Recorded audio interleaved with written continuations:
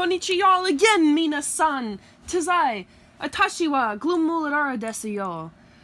Here today to pick up where we left off, but not quite, because as y'all can see, I made a lot of progress on this drawing here. On this painting. So, I remember I was gonna start talking about this, spoopy thing I saw, right? So, I'm gonna be brutally honest with y'all. I'm not gonna hide because I don't like being inauthentic, and I'm trying this new thing called transparency, which is pretty much, I'm just as honest as I can be, and as transparent as I can be, so you know how I'm feeling at all times, woo. Amelia, shout out to my girl Amelia, I miss you, baby. Woo, oh, whoa. So, why did I mention transparency? Well, you see, here's the thing. So the story starts, I was tripping on LSD. That's the thing, okay? So, it started out, we were laying together, and we were, smooching and stuff. And, you know, just having a good old time on drugs. You know, and yes, I'm aware that a lot of people are going to be like, you do LSD, no wonder you're so fucking fried. But, like, facts, LSD actually cannot fry you. I don't know what that even means. You know, the people who end up being fried off of LSD are actually people who were fried in the first place. You know, it wouldn't happen if it wasn't already inside you in the first place. That's why... I don't know. Yeah, so, if you got judgmental ears, you might as well just fuck off. Like, I'm not here to entertain your mean jerkness, okay? You know who you are, haters. Hater, back off. Hater, get back off. Yeah, so I was tripping one night with my boyfriend at the time. And now I just want to put another clarification thing out there that I do not trip or use psychedelics to get fucked up into fucking like hippie flipping. Like, I don't do it for that. I do it purely for shamanistic medicinal purposes.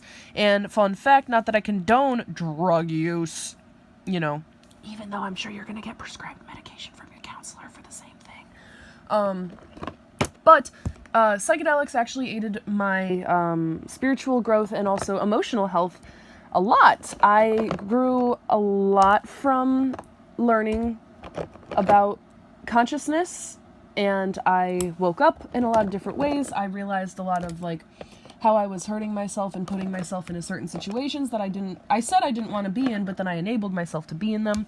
And then I started dabbling in psychedelics, and I just learned a lot. And, you know, if you listen through unjudgmental ears, you can see that there's actually some big, deeper reason that that psychedelics are even illegal in the first place, and that simply is the same reason that they put chemtrails in the air, fluoride in the water, chemicals in the food, and so on. So, you know, don't judge me if you're like some edgelord, you know, who fucks with like Satanism or astrology or the universe or anarchism. Like, don't judge me, okay? Now, this is mostly directed towards my hometown folks who probably aren't even watching this video. I'm gonna be honest. You know, just don't judge me, okay? Don't judge people who do psychedelics, because just because you like to do psychedelics doesn't mean anything. They helped me a lot.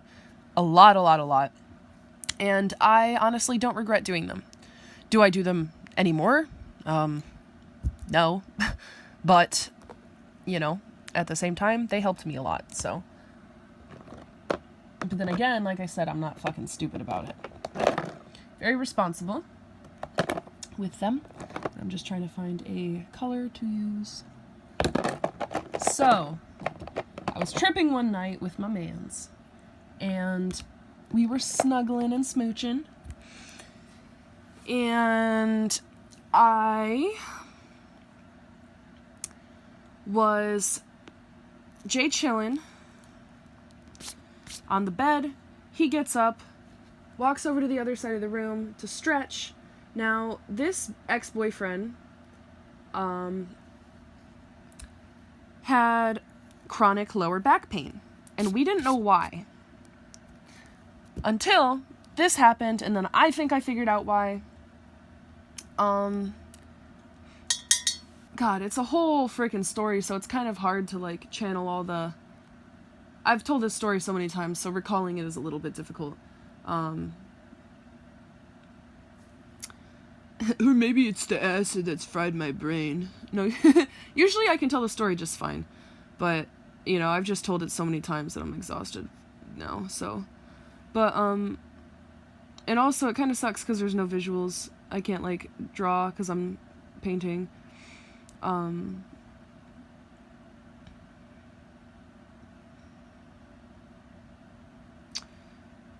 But he stretched and he leaned forward, and throughout the whole night, he was, like, on some sort of weird vibration. And I had my theories that this boyfriend was, like, reptilian. And I don't mean reptilian as in, like, an otherworldly, like, shapeshifter. I mean, like, I don't know, dude. He was just very stoic and, like, lizard-like. And I was actually the third person to say that about him, and I didn't even know that other people had told him that before. So I instantly thought, like, oh, that's a synchronicity that, like, I'm not the only one that's told you that. Huh, must be a confirmation. He said that 2 other people said it, which means I was the third time. 3 times, home run, that's a synchronicity confirmation. So, honestly, I should have ran before I got myself in the situation that I'm in now. But, whatever, everything's worth it because now I have a baby, and I love my baby. But I still have to deal with him. The ex-boyfriend. Whatever, anyway. I'm not naming names. Y'all can't come at me. Don't at me. I'm an adult. Yeah, so throughout the whole night, he was, like, very still on his ego. Now, we have had trips before where he wasn't so much into his ego. And for whatever freaking reason, he really was this time. And it was, like, kind of ugly. And I was very zen. I was very in tune with the divine, and I was just, you know, elevated on a higher frequency, and I was vibing high, and it was great. Throughout the whole night, though, once the peak started... Now, I'm a huge giggler when I trip. I'm a huge giggler in general. I laugh a lot. I'm very chipper in nature. Anyone who knows me personally knows that I like to have a good time. So, after I got through the gigglies, we were chillin', cuddling, smooching, maybe rubbing each other a little bit. And we were going to initiate the sex, but we didn't. So we ended up just making out because for some reason there was a barrier where every time we went to do that, it's like our bodies stopped us, and it was really weird because it's like it wasn't meant to happen, and it honestly felt like my spirit was trying to protect something in me. So, you know, we literally just laid there and, like, got lost in each other's, like, energy for a couple hours and got lost deep in thought. And in the back of my mind, I'm just realizing, like, wow, I'm really unhappy with this person. But at the time, I was in denial, and I didn't want to admit it, so I didn't admit it. And it was already kind of too far in because I was, like, pretty much committed to this guy. So,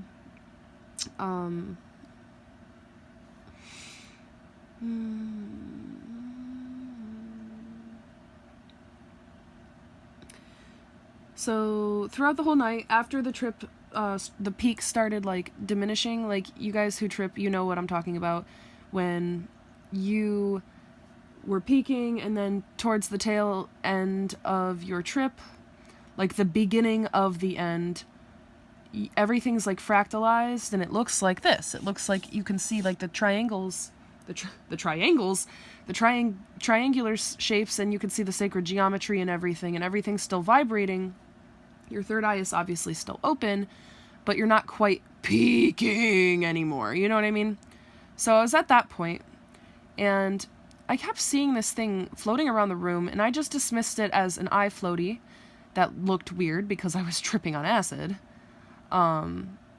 you know, because I try to be skeptical. I grew up an atheist. I grew up just a huge skeptic, and I love, like, making sense of things. I love understanding things, and, you know, to call myself out, and to call other people out who try to dismiss mystical things that do exist. You know, we freak the fuck out when we don't understand something because we want to think that we know everything, so we try to explain something and wave it away instead of just letting it be what it is and not judging it as, like, oh, there's gotta be a coincidence, there's gotta be an explanation, instead of just letting it be what it is and embracing it for its weirdness, like a true scientist would, and understand that not everything can be scientifically proven. You know, so I tried to dismiss it, and I tried to think, like, oh, it's just like an eye floaty that looks really weird, and whatever, I kind of just shrugged it off. Throughout the whole night, however, my boyfriend said that he could feel an energy, and I felt the energy too, but for some reason, I didn't feel bothered by the energy. He was very, weird, like, he was looking over his shoulder, he was, like, paranoid, he was, you know, he was, like, the stereotypical, like, oh my god, I'm on acid, there's something behind me, like, he was, for whatever reason, like, he was just really weird this trip, and I don't know why. And, I did not feel like that. Like I said, I felt very grounded and yet elevated at the same time. I felt like there was something protecting me. Well, throughout the night, we kept seeing this blue light, and there was, like, the smallest window in my basement. It was nighttime. We kept looking outside. There was no cars or anything, and it looked like the light was coming from inside the basement, which was our bedroom at the time. And this blue light, for some reason, I associated it with Archangel Michael, and I felt like it was protecting me. And then, so this is the weird thing, after we were smooching and cuddling for a couple hours, my boyfriend gets up, and he walks over to the other side of the room, and he stretches, leans forward, and touches his toes. And like I said, he had chronic back pain, so he dealt with this feeling a lot. And when he brought himself back up, I saw this weird-looking fractalized serpent slither like this, hit him in the very, like, lower back, and then slither upwards, like, it, like, slithered upwards like that. And it was, like, very fast, like, it was, I don't know how to explain it, but it was very serpent-like. You know, it had this kind of, like, it was literally, like, dragon-esque, and very spooky. And I looked at, God, I'm, like, almost saying his name on accident. I saw it, and then I saw he made a face, and I could feel the shift in his energy, because, you know, when you're on psychedelics, you're more perceptive of everything. You're more in tune, and you're more aware, so you can feel what other people are feeling without them having to say it. And I felt his energetic shift, and I saw that he made a face, like, of discomfort, and I looked at him, and I was like, did you just feel that? And he looked back at me like, did you freaking see it? Because obviously he felt something. And, you know, it was very bizarre that I would ask him, did you just feel that, when both of us were silent. He didn't say anything. He didn't even like go ow. He just made a face, and I could feel his energy shift, like he felt like a wince of pain or something, right? So, I told him that I saw, like, a serpent slither up his back, and we talked about it when we were sober the next day, and, you know, because we were at the point in the trip where, like, neither of us could talk. We were way too deep. And,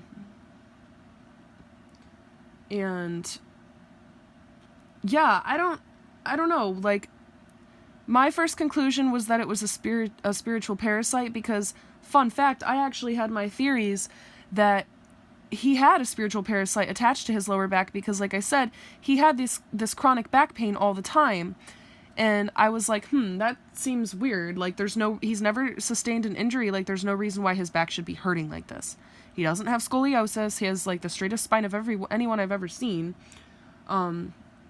But he does have a very rough past, and he does have a very injured root chakra. So I considered it spiritual parasite, but it all, like, it also felt very dragon-like. It felt very reptilian and very, like, primitive and stoic. It felt like it was feasting off of him. And now I know that spiritual chords do exist, which is very interesting to me because, like, wow, I called it, and then here it is. You know, it's just one of those things. But,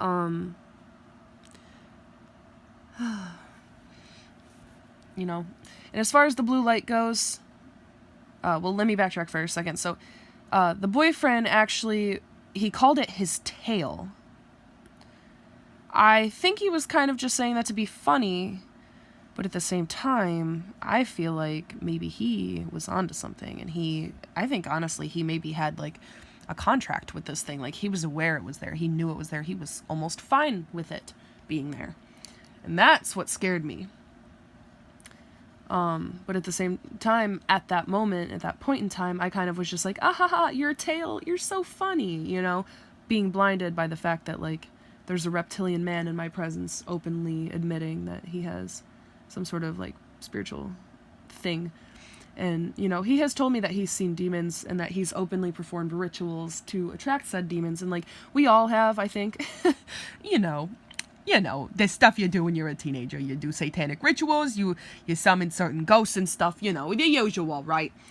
But, I don't know, his definitely felt different because I sure as hell never had no fucking geisha ghosts following me around. But, as far as the blue light thing goes, he and I both, on separate occasions and separate conversations, talking to two different people, established that blue light might have been an angel. So that to me was a confirmation that was an angel. So this painting, let me backtrack again, okay? You guys, if you have any sort of, like, spooky psychedelic stories or even just, like, paranormal extraterrestrial stories that you want to share, you know we love a good spooky tale. We love a good story, so please just leave a comment if you have anything, even if it's not, like, anything like this, like, even if it's just, like, you saw something fly across the room or something like that. Leave a comment telling me, like, your experiences and what you think it could have been, because trust your intuition. My boyfriend and I both came to the conclusion that it was an angel, and then me and, like, two other people both came to the conclusion that he had a spiritual parasite, and I've also seen articles on spiritual parasites and, like, posts about them since then, about parasitic chords that can attach to your auric field and your spirit and especially your root chakra.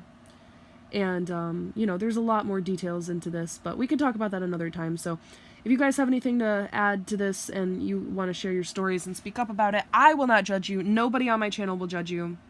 And if they do, I will defend you and protect you. Like I'll be your goth mom.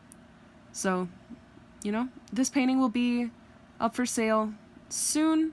As soon as it's finished, you guys can check out my Instagram at gloombabe.occult. You know what it is.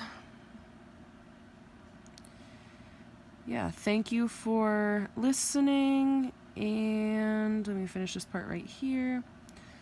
You guys, I love you very much. Stay tuned for the next video. And, yeah. So, namaste. Have a great day. Ram ram.